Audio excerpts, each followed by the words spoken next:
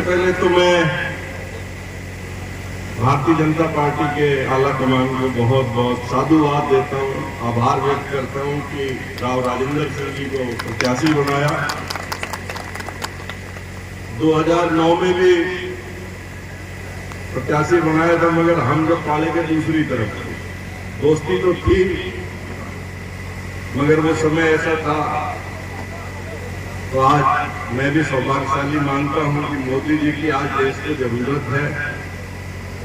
जिस तरीके से आज काम हो रहे हैं, जिस तरीके के विकास है, प्रदेश को जो डबल इंजन की सरकार की जरूरत है, तो पहली तो आपने पूरी कर दी। अब भारत में आदरणीय मोदी जी की सरकार और वो भी 400 के पार वाली बात के ऊपर कहीं पर भी मानसून पीछे नहीं रहा। मानसून और कोटपुतली तो अब एक ही बात हो गई।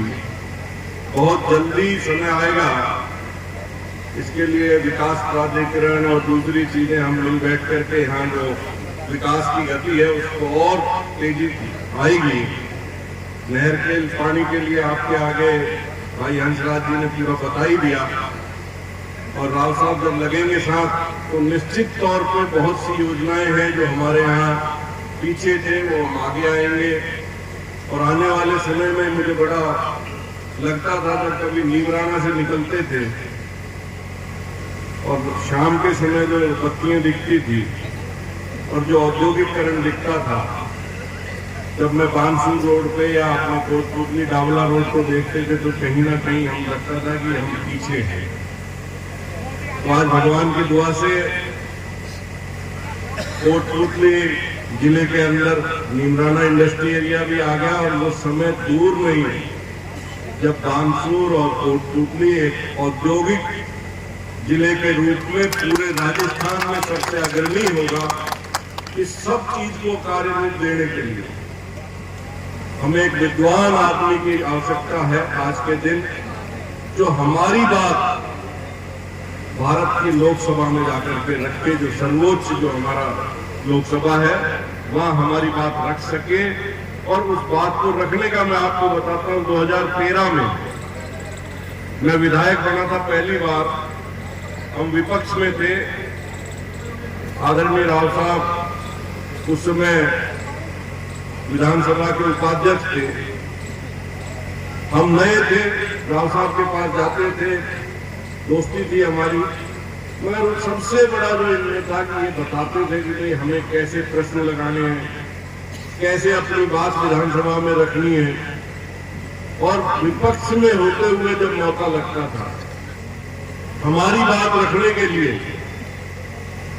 हमेशा हमें टाइम देते थे। विधानसभा में सदन में टाइम नहीं मिलता, विधायक को 2 मिनट 3 मिनट मिलता है, मगर इनके अंदर जयपुर ग्रामीण के लिए दर्द था कि यहाँ कोई बात होती है, विकास की बात होती है, उसको कहने के लिए, समय रखने के लिए इन्होंने आगे बढ़ चढ़ के हमें टाइम दिया। और बहुत सी चीजें हैं उस समय। हमारे यहाँ कस्टोडियन का मामला था, जमीन का बड़ा मुद्दा था। 1.5 घंटा 3 बार इन्होंने टाइम दिया, आधा घंटा बोलने का। आज वो चीजें पूरी हो गई, और आज जो कस्टोडियन की जमीनों के मामला थे 90% वो मामला सुलझे हैं। इन्हीं शब्दों के साथ 19 तारीख वाली बात कहता हूं भाई, राबड़ी वाली बात तो है ही, उससे भी बढ़कर के आप रोटी जब खाओ जब वापस आ जाओ वोट डाल के। और अब तो कोटपुतली और बानसूर में लगभग हम सारे एक ही मंच पे आ गए, तो हम ये होड़ लगाओ कि कोटपुतली से ज्यादा आगे जाएंगे या बानसूर से। इन्हीं शब्दों के साथ अपनी वाणी को विराम देता हूं।